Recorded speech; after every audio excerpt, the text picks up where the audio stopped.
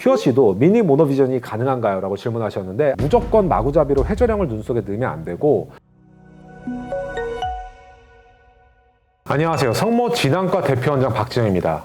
자, 요즘 저희 성모 진안과의 유튜브 채널 진안과에 많은 분들이 댓글로 궁금하신 점들을 물어보고 계세요. 오늘 시간에는 영상으로 직접 댓글에 대한 대답을 좀 하는 시간을 가져보도록 하겠습니다. 다음 질문부터는 백내장과 인공수정체에 관련된 영상들에 대한 댓글입니다. 어려서부터 근시안경을 착용해서 안경에 대한 거부감이 적어서 계속 안경을 착용하고 일반 렌즈로 백내장 수술을 하려고 하는데 양쪽 눈 중에 한쪽은 원거리 그대로 하고 다른 쪽은 근거리가 잘 보이도록 하는데 장단점을 알려주세요. 모노비전을 말씀하시는 거죠. 그러니까 일반 단초점 렌즈로 수술을 해서 한쪽 눈은 원거리가 잘 보이게끔 초점을 맞추고 한쪽 눈은 근거리가 잘 보이게끔 양쪽 눈을 말하자면 짝짝이로 수술을 하고 싶다는 말씀이시고, 일반 단초점 렌즈를 사용하더라도 이런 모노비전 방식의 수술은 충분히 가능합니다. 그렇지만 모노비전의 단점은 직관적으로 생각을 했을 때 한쪽 눈은 멀리가 잘 보이고 한쪽 눈은 가까이만 잘 보여요. 그러니까 가까이가 잘 보이는 눈은 멀리 보고 생활할 때 좀 뿌열 수밖에 없고요. 그리고 가까이를 볼 때는 또 멀리가 잘 보이는 눈이 뿌열 수밖에 없어요. 이런 양쪽의 다른 눈의 시각 정보가 결국 통합하는 것은 우리 시신경을 통해서 뇌에서 이 시각 정보를 통합을 할 때 너무 환자분의 연세가 고령이라든가 시인지 기능이 좀 떨어지시는 분들 같은 경우에는 이 통합이 잘 안 되는 경우가 있어요. 그런 분들은 일상생활에 굉장히 불편을 느낄 수가 있습니다. 그래서 이 모노비전을 할 때는 꼭 환자분의 어떤 망막 상태나 안구의 상태 자체도 중요하지만 수술 후의 시인지 기능, 즉 뇌에서 통합을 하는 이 인지 기능 자체가 중요한데 그것은 수술하기 전에 예측하기 좀 어려운 부분이 많습니다. 그래서 환자분이 너무 고령이라든가 뇌 관련된 합병증이 기존에 뇌 관련된 질환을 앓고 계신 분들은 모노비전 수술은 피하는 것이 좋습니다. 그런 경우에 해당만 안 되신다면 일반 단초점 렌즈를 이용한 모노비전, 백내장 수술을 고려해 보셔도 좋겠습니다. 퓨어씨도 미니 모노비전이 가능한가요? 라고 질문하셨는데 아마 아이엔스 미니 모노비전 동영상을 보신 것 같아요. 그러니까 아이엔스 같은 경우는 미니 모노비전으로 수술을 많이 하죠. 왜냐하면 아이엔스는 비구면 디자인을 프리미엄 단초점 렌즈이기 때문에 마이크로 모노비전 수술을 하더라도 환자분께서 두 눈의 도수 차이가 많이 안 나면 큰 이질감을 느끼지는 않습니다. 근데 퓨어씨 같은 경우는 좀 달라요. 퓨어씨라는 것은 굴절형 연속 초점 렌즈고요. 그래서 중심부에 굴절 목적의 림이 존재를 해요. 그래서 퓨어씨 같은 렌즈를 함부로 모노비전을 하게 되면 오히려 초점을 당겼을 때 시력 결과가 확 떨어지는 경우가 나올 수가 있어요. 제가 퓨어씨 렌즈도 우리나라에서 손에 꼽힐 만큼 많은 경험을 가지고 있는데 저는 개인적으로 퓨어씨 렌즈는 마이크로 모노비전 수술하는 것을 그다지 권하지 않습니다. 이 퓨어씨를 자칫 잘못해서 함부로 초점을 당기는 경우에는 중간거리와 근거리 둘 다 시기능이 제대로 안 나오는 경우가 있거든요.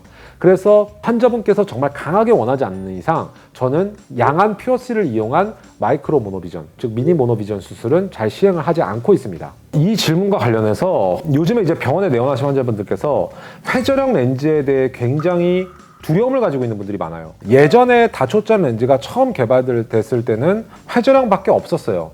그래서 다초점 백내장 수술을 원하는 모든 환자분들께 회전형 렌즈로만 수술을 했었거든요. 그러다 보니까 회전형 렌즈가 적합하지 않은 눈에도 회전형을 넣는 경우가 많았어요. 그리고 이제 이런 분들이 주변에 다초점 백내장 수술했는데 너무 불편하다라고 말씀을 많이 하시니까 이제 회전형 렌즈라는 게 빛번짐이 심하고 좀 많이 안 좋은 렌즈다라는 인식이 널리 퍼진 것 같아요. 그렇지만 각막과 망막 상태가 건강한 환자 같은 경우에는 회전형 다초점과 굴절형 연소초점 이 두 가지의 다초점 렌즈를 믹스앤매치 방식으로 수술을 하는 게 시력 결과 면에서는 가장 우수합니다. 그래서 환자분들께서 이렇게 막연히 회전형에 대한 두려움과 거부감을 가지고 계신 것이 저로서는 굉장히 안타까워요. 전 여태까지 믹스앤매치 방식으로 수천 명 이상의 환자분들을 수술을 했는데도 단 한 번도 빛번짐이나 아니면 시력 결과에 대해서 불만족하거나 불편을 가지신 분이 없었거든요. 무엇보다 중요한 것은 다초점 백내장 수술할 때 무조건 마구잡이로 회전형을 눈 속에 넣으면 안 되고 적절한 눈에 알맞는 그런 다초점 렌즈를 디자인해서 수술을 하는 경우에는 그리고 환자분의 만족도와 시력 결과가 가장 최상이라고 말씀을 드리고 싶습니다. 다음 분 댓글인데요. 선생님 영상 보았습니다. 한쪽 백내장 수술을 이미 했는데요. 혹시 탈구돼서 야만이나 칸나브라브라 하면 유지기간이 얼마나 되나요? 이것도 반영구인가요? 라고 질문하셨습니다. 자, 이분은 이제 공막고정술 영상을 보신 건데 공막고정술이 예전에는 이제 그냥 단순히 실로 공막을 꼬매는 방식으로 수술을 했지만 실이 풀어지는 부작용도 많고 실이 외부에 노출되는 부작용도 경우도 많기 때문에 지금은 거의 시행되지 않고 있다라고 제가 영상에서 설명을 드렸고, 그래서 더욱 발전된 방식의 야마네나 칸나브라바 방식을 많이 이용한다고 말씀을 드렸어요. 그런데 야마네의 경우에는 인공수영체의 다리에 해당하는 햅틱을 공막에 직접 고정을 하는 거고, 칸나브라바 같은 경우는 상대적으로 두꺼운 프롤렌실을 이용해서 인공수영체를 공막에 고정을 하는 거죠. 당연히 둘 다 신자위의 공막 조직에 렌즈를 걸기 때문에 영원하다고 보장은 할 수가 없습니다. 그 부분에도 문제가 생길 수는 있어요.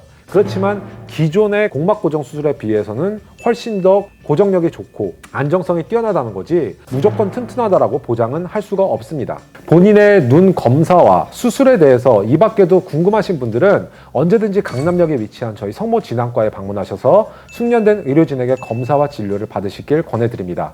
그리고 저희 성모진앙과의 유튜브 채널 찐안과를 구독, 좋아요, 알림 설정하셔서 이외에 다양한 안과 정보를 보시고요. 지금까지 성모진앙과 대표원장 박진영이었습니다. 감사합니다.